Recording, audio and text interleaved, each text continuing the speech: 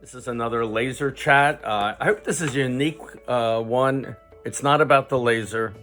It's about an experience that I had where a doctor recently said to me, "I'm not a good salesman. I'm not a salesman." And my response to him was that, "No, you're a doctor. So look up the word doctor. You may see the word healer. You may see the word somebody that cures, but I wanted you to look up a long, what they call a quote archaic definition. A doctor is a teacher. So what you're doing is you're teaching your patient why the treatment is beneficial to them and how it can help them and not you. And that's important. We're teachers. It's a very old definition, but it's an important one. So I've come to the conclusion that you have to know how to teach. So there's three things that I find very important in order for a patient to learn. And one is they have to understand what you're saying, all the words you're saying. I'll give you an example. I'll never forget when I was at the Ohio College of Pediatric Medicine. I was in clinic.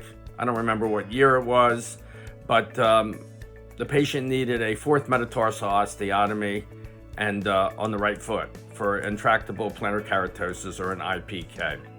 So of course, if you're going to explain surgery, you have to get your clinician. So the clinician walks in and goes up to the patient, presses on it. Patient goes, "Ouch." He says to the patient, "Mrs. Jones," that wasn't her name. You'll find all my examples are Mrs. Jones or Mr. Smith. But Mrs. Jones, I'm real original. So Mrs. Jones, you need a fourth metatarsal osteotomy, and we're going to schedule you for the procedure. I'll still never forget the look on the patient's face of just being glared, staring, like, what did that doctor just say? So they walked out, and he said to me, "Schedule him." So I looked at the patient, I said, "Do you understand what he just said?" And I went about it this way. I used my hand. I said, "Remember, he used the word osteotomy. What that means is that, first of all, you have a bone. Just like in your hand, there's 5 bones. They're called metatarsals. I didn't have a skeleton, so I used my head. Today, I use skeletons. I like imagery. Patients have to visualize things.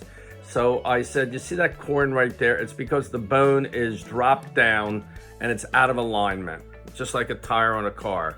I'm going to put the bone back into place." So I pressed it up, and I showed them how the corn didn't work. I pushed the fourth metatarsal up, and I said, we're gonna realign the bone. And the way we do it is we make an opening at the top and make a small cut into the bone so that we can get it to heal again. Now, I've done this manually, but the surgery will put it back in place. So hopefully you don't have the problem. So a couple things happened. I didn't use the word osteotomy. And I didn't, I didn't talk medical, and I used an example. Patients like examples. Patients like models. I'll give you one of my best ones that I've had, and I've got many of them. And the important part is that I teach you these things when you purchase the Remy. It comes with my experience.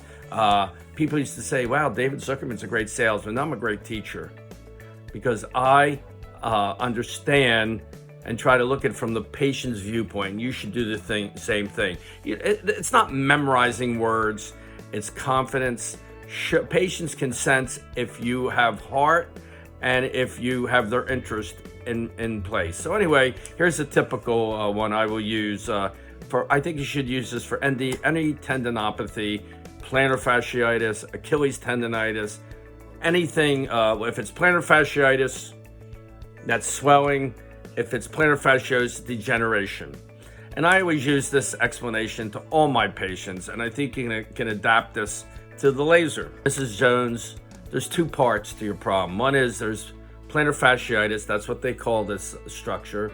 Plantar means on the bottom, etc. I said, if it's swollen, itis, or inflamed, it means that it's inflammation. What we're going to do is we want to get rid of all the inflammation today. And I like the Remy because the lasers are great for inflammation, to remove inflammation. But Mrs. Jones, I always say to the patient, you ever have a basement flooded? Everybody has a basement flooded or knows of somebody. Well, when a basement's flooded, it's got a lot of water in it.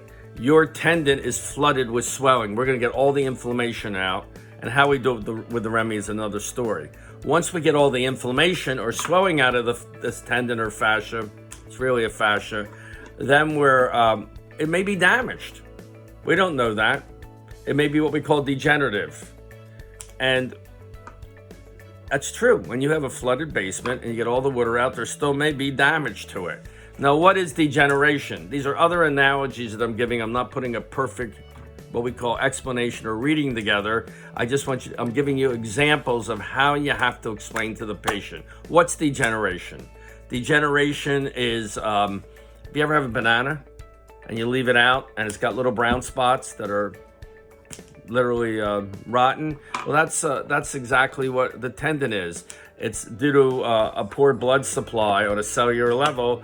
You get little areas that are degenerative, or just like the brown spots on an apple or a banana. And this is just a small example of things. That is imagery. Imagery is very important. Misunderstood words. Remember the osteotomy.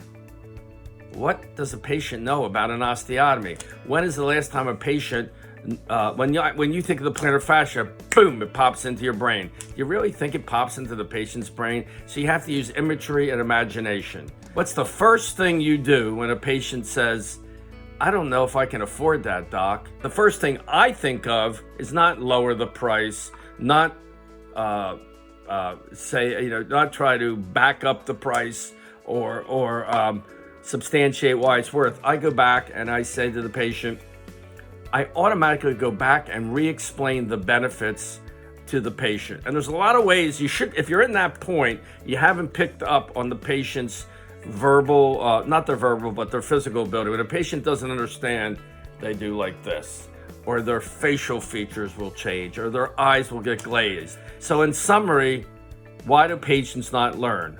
One is they don't understand some of the words you're using. You haven't give good visualizations or models. And another thing is you haven't explained it step by step by step. If you have a cookbook, you don't automatically put the turkey in the oven. There's steps to it. And three is you didn't give a proper analogy, or what I call a visualization, so the patient can visualize what you're talking about. I hope this was helpful. I hope you like me talking about these topics. It's a topic I've been talking about for 20 years. We're always learning. I try to always give better visualizations and explanation to my patients, because I want my patient to understand why the procedure is good for them, and patients can sense that